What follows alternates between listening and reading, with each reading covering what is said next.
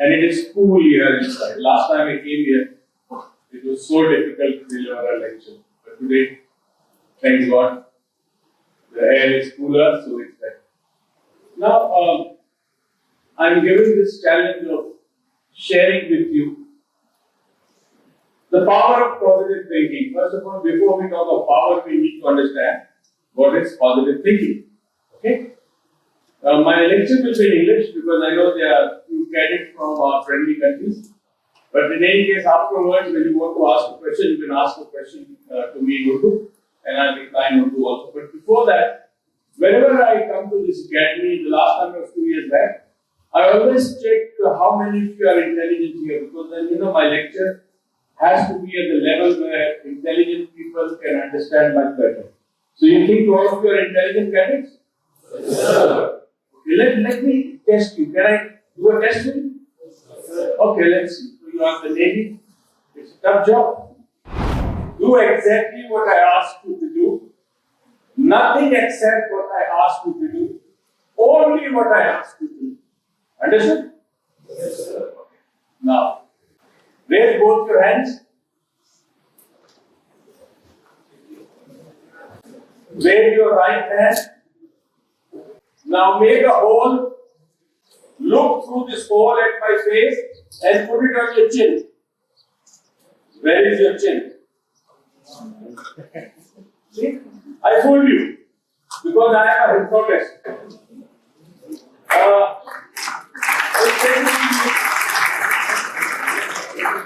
It took time for you to understand. It basically means that we have difficulty following instruction. And you are the forces, you are the Navy, right? And your career depends upon how good you can listen to a command given by your senior. And once you become a senior, you should know how to give a command or how to delegate a certain task or a responsibility.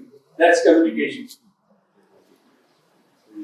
Since the invention of television, most of us have become more visual.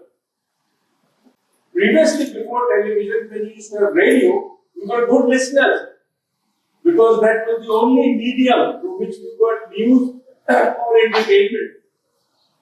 But now, we want to see so that we understand. And that is what happened. You were looking at my hand and not following the instructions I was giving you. And that is why a lot of people in Pakistan have the chin here. It's okay. It would be better if the chin was here. Now, when we talk of positive thinking, first of all, let's define and understand the word positive. In reality, there is no such thing as positive and negative. It's relative.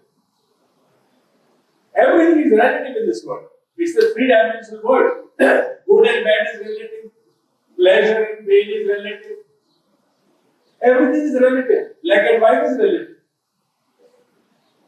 I have two sons. One is Ali and Murtuza. Ali is the elder one, and Murtuza is the younger one. I'll give you an example to make you understand. Whenever as they were children, they both now US citizens, they're living in USA. When we used to take Ali for blood test, the moment he would see the needle prick into his arm and the blood coming out of the syringe, he would faint.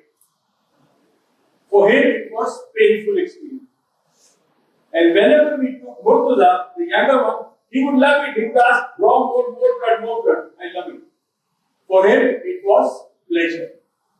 So pain and pleasure are relative, same as positive and negative are relative. Let's say, for example, coke is forbidden in Islam. It's haram, right? You all know that. But if a person is dying, and in order to save his life, the only food available is pork, then that should be given to him in order to save his life. So in a different context, the forbidden becomes a lifesaver.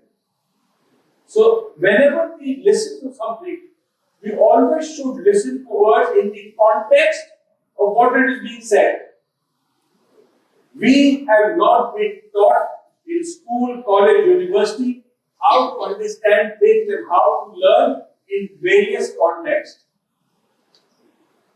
So the word or the term that we use in mind sciences, especially in NLP, for positivity is a resourceful thought, and for negativity, unresourceful thought.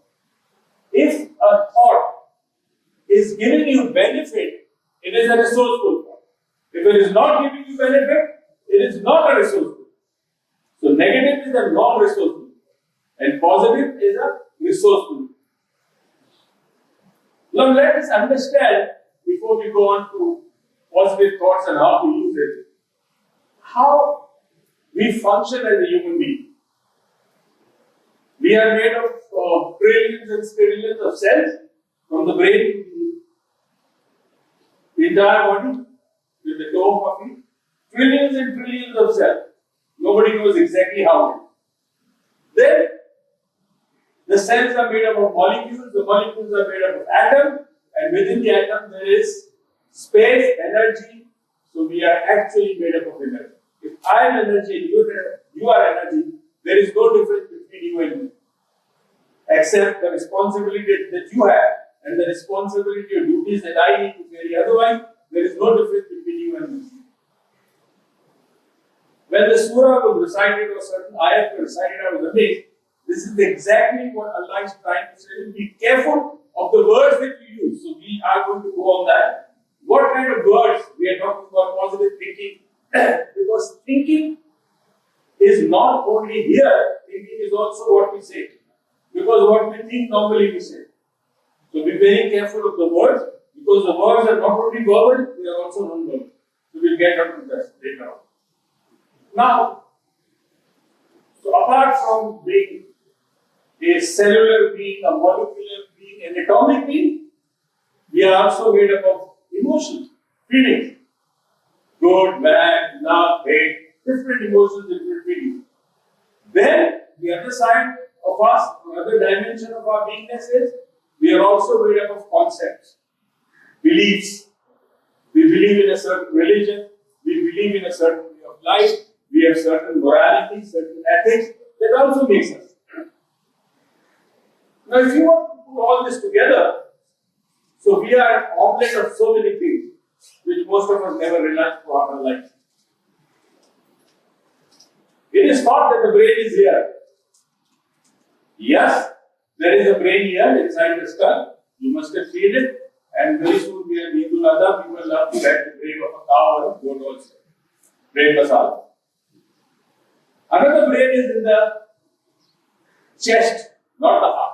Chest. And the third brain is in the navel area, the stomach, mela, what we call it. Now these three brains are there and they have different functions. For example, you will find someone, maybe in your own group, as your community or your friends or your colleagues, they are motivated by food. Because all the time they can think is, what will I have for lunch, breakfast, wow, this food. This part of the brain works more than the other two parts. So you need to understand how to move a person, how to motivate a person, what kind of thoughts do we have. So understand which brain works. The second brain within the chest area, people who are more kind, more empathic, people who are generous, they like to give, they operate from this area. And the first one over here in the skull is the logical brain that is based or works on life experience. You were bit by a snake, now you are always very careful. So this is where our survival comes in. What should I do? What should I not do? What will be beneficial? It's more of a selfish, not exactly the selfish, but yes, it is to preserve yourself, to save your life and to get whatever you want that you deserve. Now, these three brains communicate with each other. And this communication is of three types. It is called internal communication. I'm talking to you, right? So this is external communication. I'm using my words, my hands, my body language, my facial expression. This is the communication that we normally do. And this is what we teach. Even in your curriculum, a candidate comes up and gives a speech. Two people came here. one did the tilawat, one did my introduction, both cadets came, right? And you were focusing on the words that they were using. Only. Maybe articulation of word also. How something is being said.